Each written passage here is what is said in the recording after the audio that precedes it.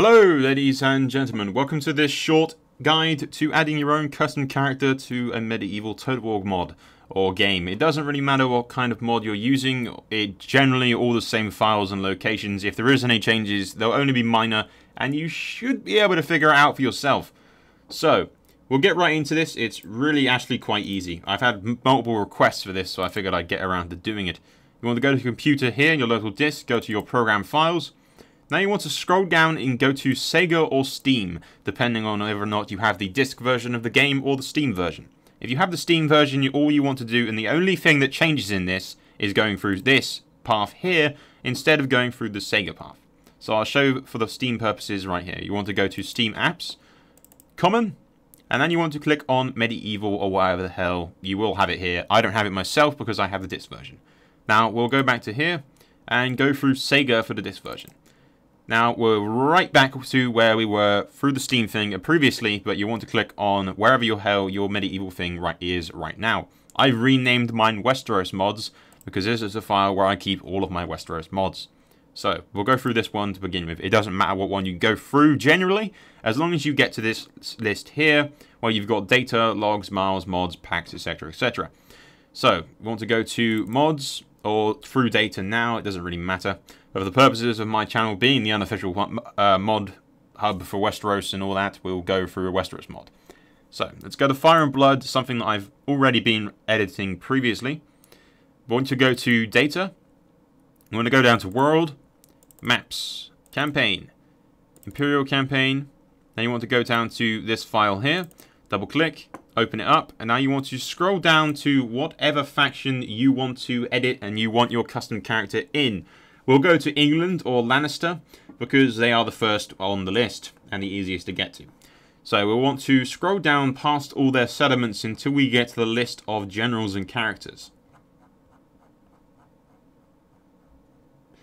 So yeah, we'll get to this part here where you can see character, traits, this, and then army and bodyguard. What you want to do is highlight all of this, go to bodyguard and highlight all of this is highlighted now.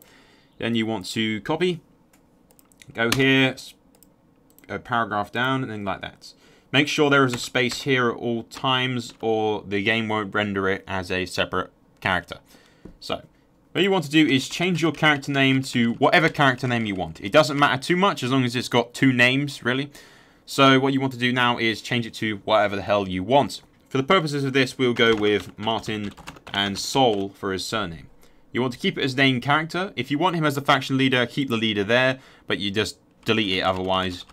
So that it looks like that. So you've got your faction name, your character's name, your named character, male or not female because it probably won't work. Now you want to change your name to whatever the hell you want. I'd recommend keeping it above the age of 16 because that's when the characters come of age and you don't want the game not reading it. So we'll just keep it 22 for now. Now what you want to do here is next will be your character's spawn zone on the grid of the campaign map. You can go into the medieval, do the show cursor stat, cheat, and find the location where your cursor logo is and find wherever the hell you want to spawn your character. But for the quickest way to get your character into the game, simply wing it and change the coordinates that you've got from the copy and paste ever so slightly so that your character pretty much spawns directly next to the character. For instance, Tywin Lannister, that we've already copied, he'll spawn directly next to him somewhere on the map. So, you want to delete the portrait for the moment, just keep portrait there, and we'll cover custom portraits in the next thing. So, what you want to do is save this for now. Now, do not close this file because you're going to need it a lot. Minimize for now, and you'll have this back up again. What you want to do is go back to Data. Now you want to scroll up to UI, and then click on Custom Portraits. Now what you want to do here is go down to pretty much wherever the hell you want to. You want to create a new file here, folder, and call it pretty much a name that you'll be able to recognize, for instance, Soul, because that's the surname of my character. Now you just got to find it here, right here. Now, for this, we'll use a demonstration of what you need to do here, which I'll use with my Jon Snow portraits that I've already made. So now you want to open either Orbio Photoshop, I recommend, or GIMP. They're generally the same kind of thing, but Orbio Photoshop can be kind of expensive. They both work wonders, and I'd recommend both of them, really. So what you want to do is notice that in the already made custom portrait files, you'll notice a portrait dead, portrait old, and portrait young. Now the best way to do this is simply go in one that is already made, drag it over here, open it up, and you'll notice the Jon Snow one that I've already made. We can drag this over in the middle of the thing. You want to go to Image and Image Size. You'll notice it's 6996. That is the width and the height of the image that you need. So if we open up a file here, the one picture that you already had. One sec, my dog is barking. Goddamn thing. Not sure if you can actually hear the dog from my new mic, but nevertheless. What you want to do is find a picture on the internet of the character that you want, or of a character that you generally want. For instance, John Cunnington right here. Not exactly what we really want for my character, but nevertheless, it's a good demonstration. You want to use the chop tool, just get his head into the picture. And then what you want to do is go to Image and change his image size of the chop picture that you've just got to 69 and 96. And then that will be the same image as this. So what you want to do is now go to File, Save As, and then you want to find the portrait file, which will be generally on Soul, and then you want to, actually not Soul, it will be, goddammit, My Computer, Local Files, the same path that you went through before, go to Program Files, and generally simply find your, I need to find it though first, which is the annoying bit. Rose Hills, Black Ray, no, that's not right. Yeah, whatever. There's no point me finding that. What you want to do is go to the file that you're doing in the mod that you're downloading, and eventually you want to save it into the new file that you've made here with the character's name. And now you want to do one save each for alive, dead, and old. You need all three of those or it probably won't work.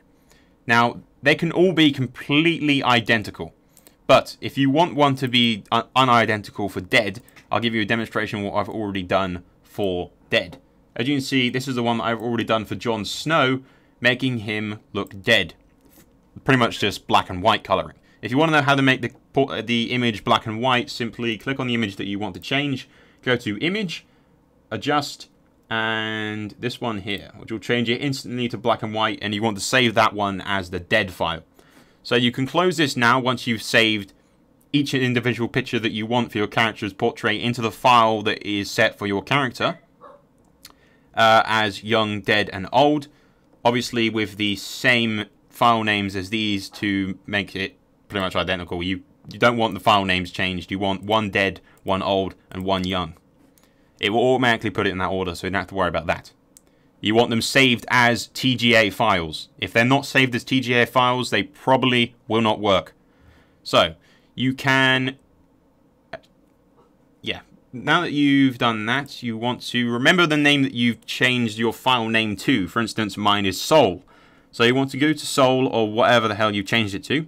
Keep that open for now. You can close your Audio Photoshop or GIMP or whatever program you're using. And close the downloads, don't need that open at the moment. Now you want to go back to this file here, and next to portrait you want to type in the name of the file with the young, dead, and old in it. So mine is Soul. Then you want to save, and keep this open still. Because now what we want to do is minimize this, and we need to make sure that the names that you've chosen, because they're custom names and aren't already in the game's files, you need to go back to data. Whoa, what the hell have I just done? There you go. Go back to data. I don't know why I just closed data for a second there. But what you're going to do is scroll down on data to now around near the bottom here. And you'll have the one that says, where are you? It won't say where are you. It will say names right here. It will be a text file. Now what you want to do is scroll down until you find the faction that your character is in. For this case, England. Now you want to scroll down until you find the faction that you are currently in, or you want your custom character to be in. Aha, England. And you want to scroll down, generally near the bottom, it doesn't matter too much. And if you noticed, I have already added the surname and name into this file already. So, mine is Martin for the first name. Change it to whatever the hell yours is. And then mine is Soul for the surname, so you want to place your surname in there as well. And this will help the game register the name. So, if you save that, exit out, and you're almost finished. All you have to do is scroll up, go to text. Now you want to scroll down, down, down, down, down, until you find the names file. Now, what you want to do here is go down to the bottom. Now, what you're going to do, notice I've got Martin and Soul already down at the bottom so that the game recognizes those two names. Now, if you don't know how to get those little cursor things, you can easily just copy and paste. So then you've got that name in there. You can do it with any of those, it doesn't really matter. Just delete the name that's already in there, put in your name that you want, and then you want to put in the name next to it as well, just like that.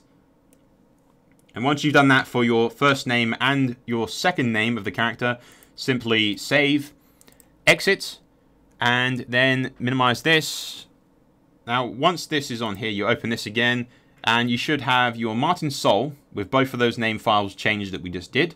Name character, male, at least over the age of 16. The coordinates for your character's spawn point, which will generally, easiest way to do is just change it slightly from one of the other generals, so that will be near them. The portrait will need to be the same name as the file that has the young, dead, and old in it, and then that will work. And overall, you've got your character. It should be spawned generally within the vicinity of the character that you've already copied his credentials off of, which is this case Tywin Lannister. So our character will spawn somewhere near Tywin Lannister. So if you go in that general direction of the character that you've used, who has the same, kind of the same coordinates as yours, he should be there. If you have any problems with this, feel free to comment below.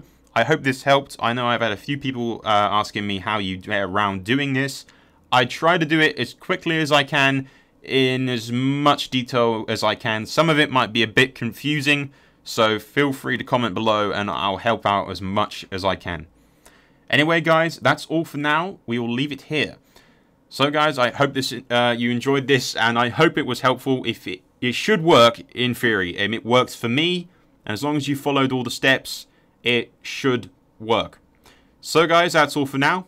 I'll leave you with this, and thanks for watching. Thumbs up, subscribe. I will be doing more videos on how to make a trait and accuracy into the custom character as well. So, guys, that's all for now.